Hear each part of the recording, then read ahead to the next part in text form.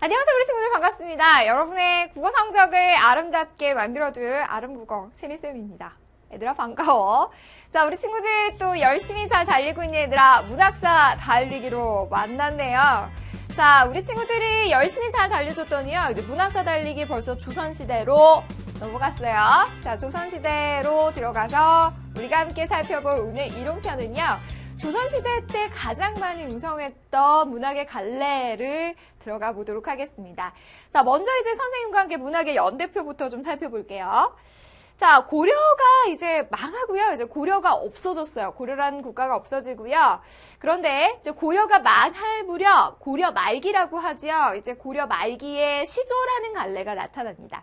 그렇습니다. 조선의 이론 파트에서는요, 우리가 함께 공부할 것은 시조 갈래를 통해서 함께 볼게요. 자, 그리고 이제 조선이 건국돼서 조선 전기예요. 그렇죠. 크나큰 사건이 있었죠. 훈민정음 창제 조선 전기 이루어지고요.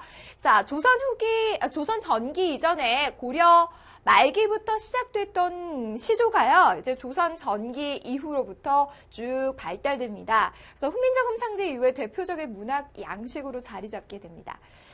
자, 그 이후에 이제 임진을 한 이후를 우리는 조선 후기라고 하죠. 조선 후기에 또 시조문학의 절정을 이루는 것은요, 처음에는 이제 사대부 계층들, 양반들만 주로 작자층이었다면, 이제 조선 후기로 넘어가서는요, 굉장히 많은 작자층이, 향유층이 또 확대가 됩니다. 그래서 많이 창작하기도 하고요, 또 많이 즐기기도 하죠. 그리고 주제도 훨씬 더 다양화돼요. 그리고 병자호란 이후 이제 더 조선 후기로 가면 갈수록 사설시조라는 것이 등장하는데요. 우리 이후로도 보겠지만 시조라는 거는 일정한 형식이 있는데 그 형식이 그렇죠. 조금씩 탈피되는 그러한 내용들을 볼 수가 있고요. 또 형식적으로도 그렇지만 내용도 훨씬 더 다양화되는 현실적인 삶의 문제를 시조에서 다루기도 합니다. 자, 우리 문학사 달리기 오늘은 조선시대 이론편으로 이제 시조 작품을 보기 전에 이제 시조에 대한 이론들을 좀 정리해 보도록 하겠습니다. 자, 시조의 개념과 형식 및 종류라고 되어 있어요. 자, 내용 보니까 시조의 개념부터 볼게요. 시조는요, 언제부터 시작됐다? 고려시대 후기부터 시작됐어요. 그래서 신흥 4대부 계층들이 이제 만든 문학 갈래라고 보시면 되고요. 대부분은 유교적, 충, 효, 열 이런 유교적인 이념들을 표출하기 위한 우리 고유의 정형시다 이렇게 표현했습니다.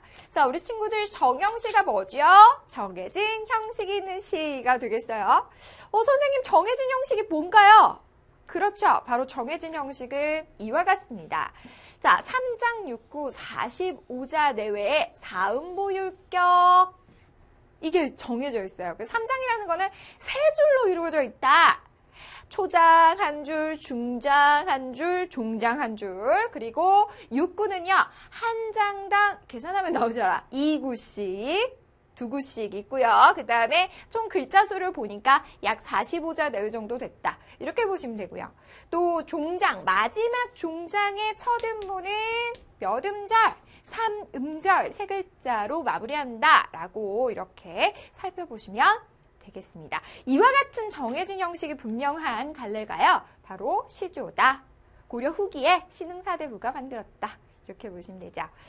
자, 시조는 이런 것이다. 선생님과 함께 좀 볼 수가 있고요. 조선시대 하면은 이제 시조라는 갈래가 가장 많이 떠오르는 것은 고려 후기에 생겼지만 실제로 발전하고 융성한 것은 조선시대이기 때문이죠. 자, 그렇다면 종류는 무엇이 있었나? 함께 볼게요. 총 3가지가 보이는데요. 선생님과 함께 이 부분 살펴보도록 하겠습니다. 자, 먼저 이제 평시조. 평시조는 무엇인가? 봤더니 앞서 얘기했던 3장 6구 45자 내외로 된 정해진 형식이 분명한 시조. 이러한 것을요. 가장 기본적인 형식을 다 지킨 것을 평시조라고 해요. 그 다음에 이제 두 번째 보니까 선생님이랑 앞서 연대표 봤듯이 그렇죠. 조선 후기예요. 약간 형식이 탈피된다. 형식에서 벗어난 것들이 나타나는데 자, 평시조 3장체 성격은 유지하는데요. 그중에 2구 이상이요. 10자 이상으로 길어져 버린 시조를 말합니다. 자, 또한 연시조가 있는데 연시조는요. 그렇죠. 우리가 초장, 중장, 종장 해서 세 줄, 그쵸? 초중 종장의 3장체로 이루어진 것을 한수의 시조라고 본다면요. 연달아 나타나는 거예요. 자, 두 수 이상의 시조가 한 편의 작품을 이루는 시조를 우리는 연시조라고 한다라고 보시면 되겠습니다. 자, 우리 친구들 이렇게 이제 시조에 대해서요. 좀 관심 있는 친구들은 알 테지만 현대 시조까지도 쭉 이어져 오고요. 이런 형식을 최대한 지키면서 내용은 현대적인 것들로 볼 수 있겠습니다. 자, 조선시대의 조선 전기와 후기를 좀 보시면요. 우선 시조가 이 전기와 후기가 좀 약간 달라요. 그래서 전기에는요, 조선 개국과 더불어서 나라의 기강을 잡는 시기였죠. 그래서 대부분의 내용들이요, 이제, 처음에는 어떤 내용들이 다루어졌을까 보니까 이제 유교적인 내용들이 있지만요, 점차 고려 후기에서 이제 조선을 넘어오면서 좀 더 내용들이 좀 다양화되기 시작하고요. 더 다양화된 건 이제 후기로 가면 갈수록 더 다양화됩니다. 자, 주로 사대부 계층이 향유했지만요, 점차 이제 기녀시조라고 해서요, 기생들이라고도 표현하는데 기녀시조들도 발달이 되고요. 처음에 이제 고려 후기에는요, 고려 왕조에 대한 어떤 회상이라든지, 뭐, 회고, 그리고 조선 개국공신들이, 우리나라, 조선, 나라란 이 나라를 지었어! 뭐 이러면서, 조선에 또 따랐던 그 충신들은 또 고려와는 또 다른 또 시조의 형태가 보여집니다. 유교적인 충의 뿐만 아니라 자연 예찬이나 또 이별의 정한 등을 다루는 다양한 주제의 작품이 나타나죠. 자, 조선 후기로 가보니까요, 이제 임진왜란과 병자호란이라는 엄청난 전쟁을 겪고 나서 이제 형식의 파괴를 보이기 시작하는 시조는요, 사설시조 형태가 좀 많아지고요. 앞에서 이제 유교적인 삶이 저 주를 이루었다면 더 이제 현실적인 백성들의 삶으로 들어갑니다. 평민의 참여가 더 많아지고요. 전문 가객이라든지 또 향유층이 훨씬 더 넓어지는 형태, 다양한 주제, 심지어요, 양반에 대한 풍자, 세태에 대한 풍자도 나타나기 시작합니다. 자, 선생님과 함께 여기까지 내용 살펴보았습니다. 그래서 우리가 이제 마무리할 것은요, 시조에는 또 어떤 내용들을 다루었나, 시조의 주제 함께 정리해 볼게요.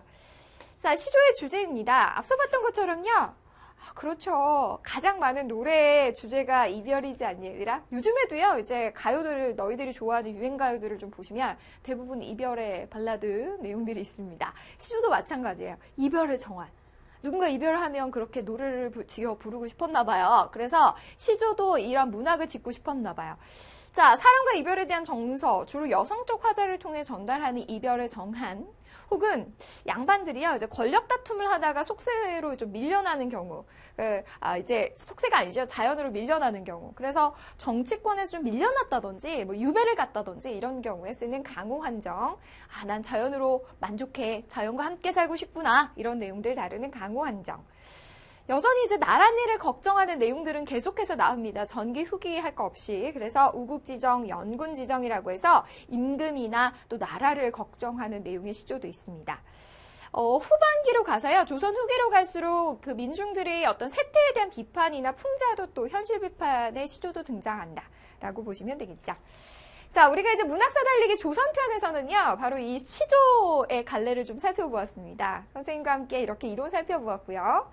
자, 우리 친구들이 열심히 잘 문학사 달리기 해주니까 선생님도 신나서 같이 열심히 달리고 있어요. 다음 시간에도요, 우리 문학사 달리기로 또 만나도록 할게요.